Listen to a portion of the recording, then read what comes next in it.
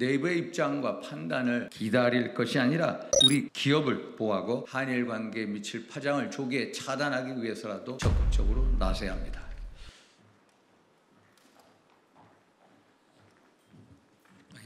윤상현 의원입니다.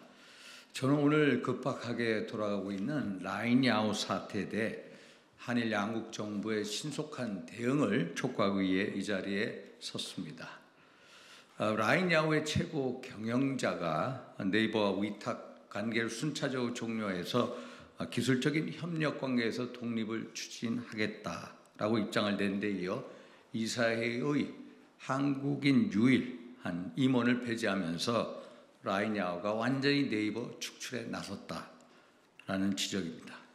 일본 총무성이 행정 지도에 이어서 한국 개인정보보호위원회에 네이버에 대한 추가 조사까지 요구하고 나선 이유가 무엇인지, 일본의 민관이 합동으로 해외 기업을 이렇게까지 동시에 압박하는 이유가 무엇인지 그 원인과 배경을 신속히 파악해서 대응을 하라고 우리 정부에게 촉구한 바가 있습니다.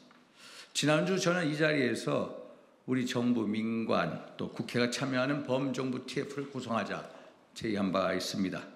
또 지난주 금요일 날 마츠카 루이, 사토 케이 등 일본 자민당 의원들과 모처에서 세미나를 하면서 이 사태에 대해서 알리고 해결책 마련의 시급성 또 중요성을 지적한 바도 있습니다.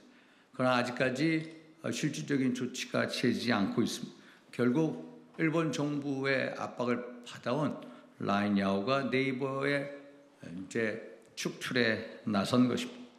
이제 우리 정부가 더 이상 가만히 앉아서는 안 됩니다.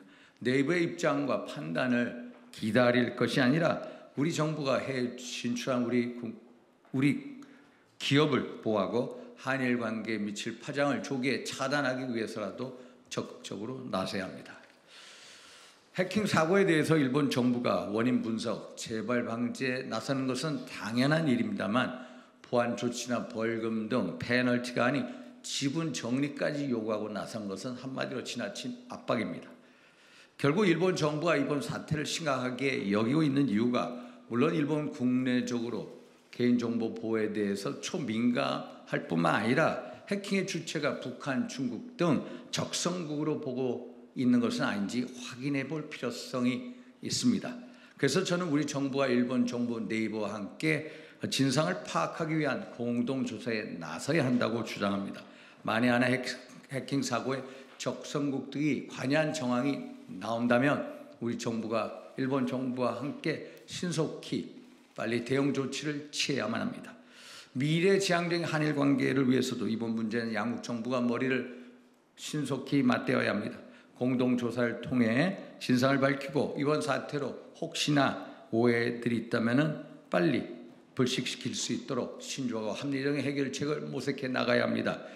우리 국익소와 한일 관계의 미래를 위해서 더 이상 우리 정부가 이번 사태를 방치해서는 안 됩니다. 해외 진출 국내 기업을 보호하고 한일 관계의 경색을 막기 위해 즉각적인 행동에 나설 것을 촉구합니다. 저 또한 라인야오 사태 해결을 위해서 제 위치에서 할 수 있는 모든 노력을 다하겠습니다. 이상입니다.